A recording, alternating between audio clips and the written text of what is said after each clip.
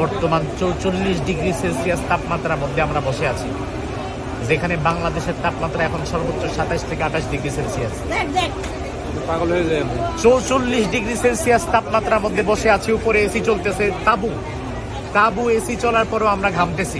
হ্যাঁ, অথচ 1500 বছর আগে মুহাম্মদুর রাসূলুল্লাহ সাল্লাল্লাহু আলাইহি ওয়াসাল্লাম তিনি যখন মিনার প্রান্তরে আসছেন, তার মাথার উপরে এরকম একটা তাবু ছিল না তার মাথার উপরে একটা এসি ছিল?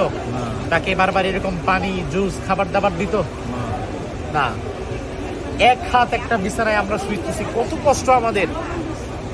অথচ এটা চিন্তা করি না যে আমাদের পূর্বসূরীরা এর চেয়ে কত কষ্ট করে এই হজের হুকুম আহকামগুলো আমাদের পর্যন্ত পৌঁছা দিয়ে গেছে।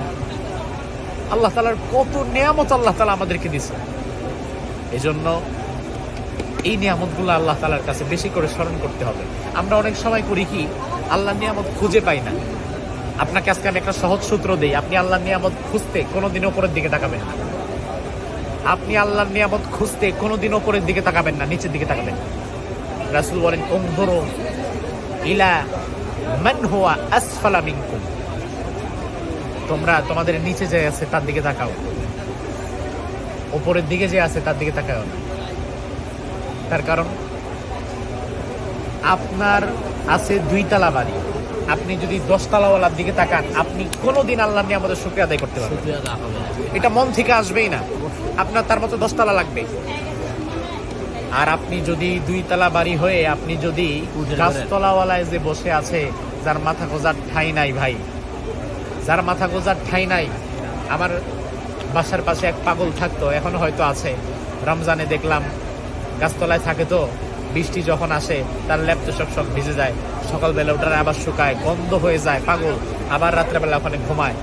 তো আমি যদি শুকরিয়া আদায় করতে চাই, আমার তুই পাগলের দিকে তাকাতে হবে। আমি যদি তাকাই 1000 কোটি টাকার মালিকের দিকে, তাহলে তো শুকরিয়া আদায় জীবনেও হবে না। এজন্য যদি নিচের দিকে তাকাতে পারেন, তাহলে দেখবেন আল্লাহ তাআলা কত ভালো রাখছে।